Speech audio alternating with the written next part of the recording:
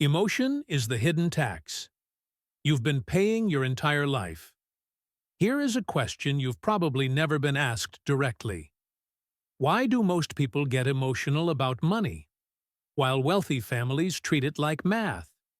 Why does money trigger fear, guilt, excitement, and shame in you, but calm, almost boring conversations in them? And here's the real question. Why does your financial life feel stressful no matter how hard you work, while theirs feels controlled even when things go wrong? Because you were trained to feel money. They were trained to use it. That difference is everything. Most people think money problems come from low income. They don't. They come from emotional decision-making. If money were about intelligence, the smartest people would be the richest. They're not. If money were about effort, and the hardest workers would own everything. They don't. So what actually separates wealthy families from everyone else? Emotional distance. Wealthy families separate money from emotion early, intentionally, and without apology. And most people never even notice this rule exists. From the outside, it looks cold, detached, almost heartless. But from the inside, it's how wealth survives pressure. Let me ask you something uncomfortable. Have you ever spent money because you were excited? Because you were stressed? Because you felt guilty? Because you didn't want to disappoint someone? That wasn't a financial decision. That was an emotional reaction using money as the outlet. And emotional reactions don't compound. They leak. Poor and middle-class families treat money as an extension of feelings. Wealthy families treat money as a tool. And tools don't care how you feel. A hammer doesn't get offended. A spreadsheet doesn't feel guilty.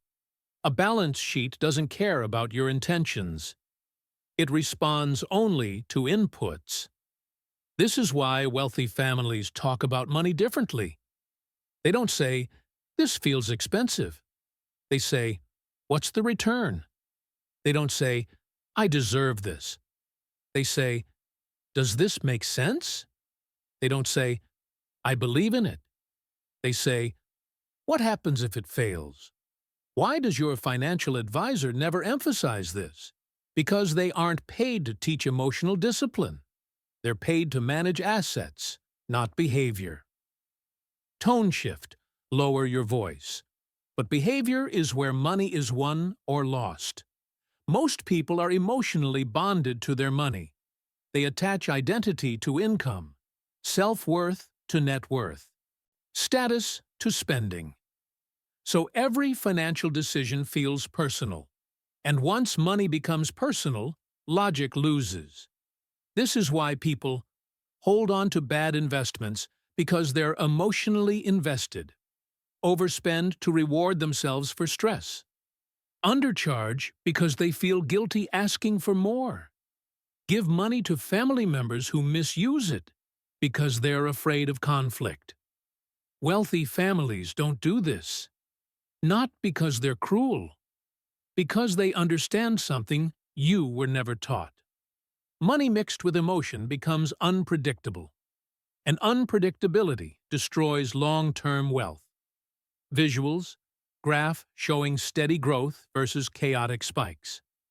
Think about how most people handle money. They spend when they're happy. They spend when they're sad. They spend when they're bored. They spend to change how they feel. Money becomes therapy.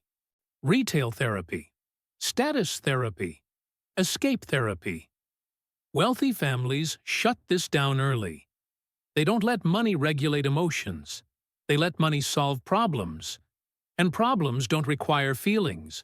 They require structure.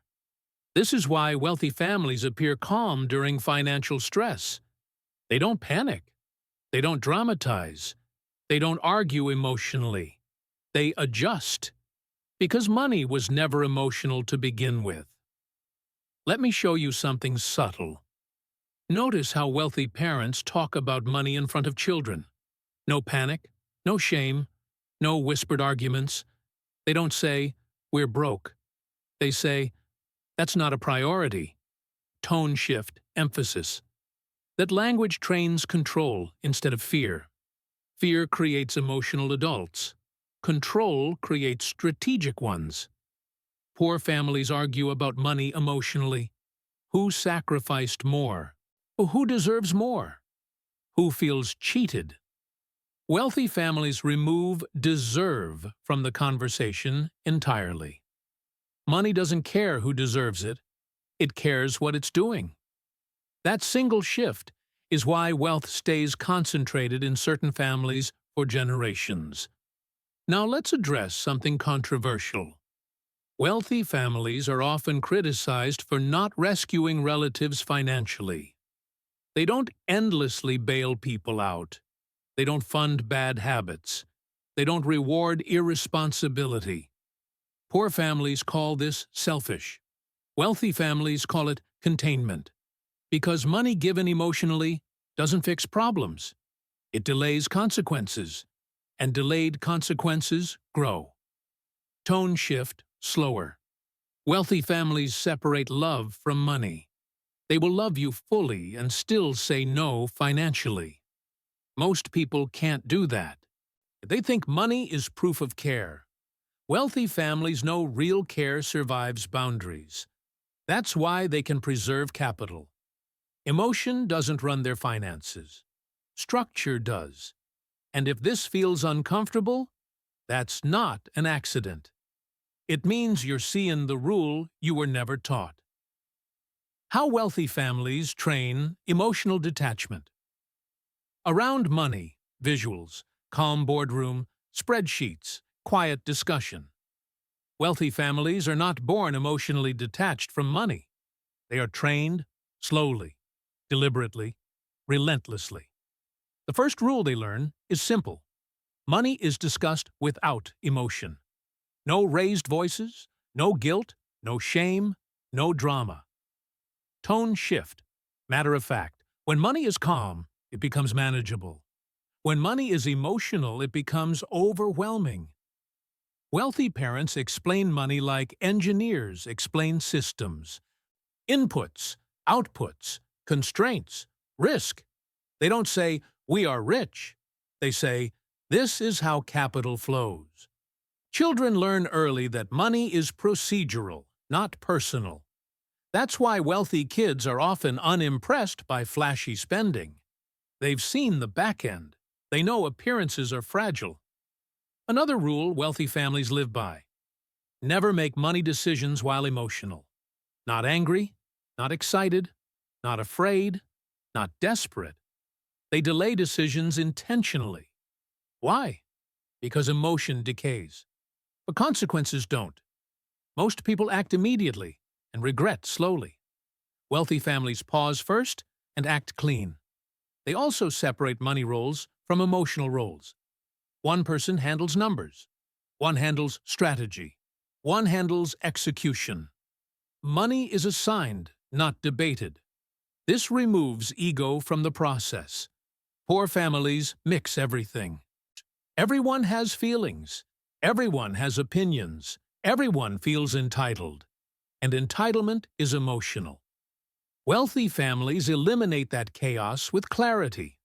They also refuse to use money to regulate relationships. They don't buy peace. They don't buy loyalty. They don't buy love. Because anything you buy can be sold. If a relationship only works when money flows, it's not a relationship. It's leverage. Wealthy families understand this early. That's why they can say no without fear. Most people can't. They're afraid withholding money will cost them connection. So they bleed financially to feel emotionally safe. Wealthy families choose long-term stability over short-term comfort. This same principle shows up in investing. Poor investors fall in love with ideas. Wealthy investors fall in love with downside protection. Should poor investors say, "I believe in this"? Wealthy investors say, "What happens if this fails?" Belief is emotional. Risk management is rational. That's why wealthy families exit early. They don't wait for hope to turn into disaster. No attachment, no ego, no sunk cost emotion, just numbers. Now let's make this practical for you. If you grew up in a household where money and emotion were fused, you probably avoid looking at numbers, overspend to change your mood, undercharge to avoid guilt, overgive to feel valued, delay decisions out of fear.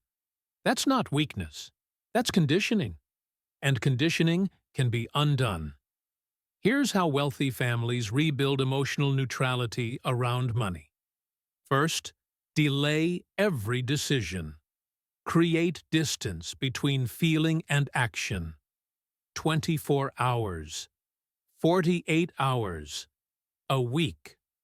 Emotion fades, and clarity appears.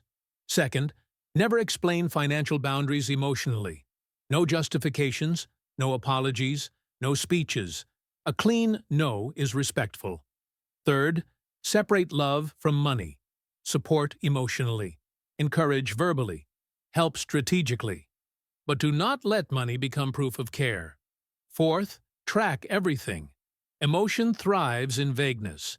Numbers create calm. This is why wealthy people love spreadsheets, not control. Peace. Final rule. Money does not require motivation. It requires discipline. Motivation is emotional. Discipline is mechanical. Wealthy families build systems that work regardless of mood.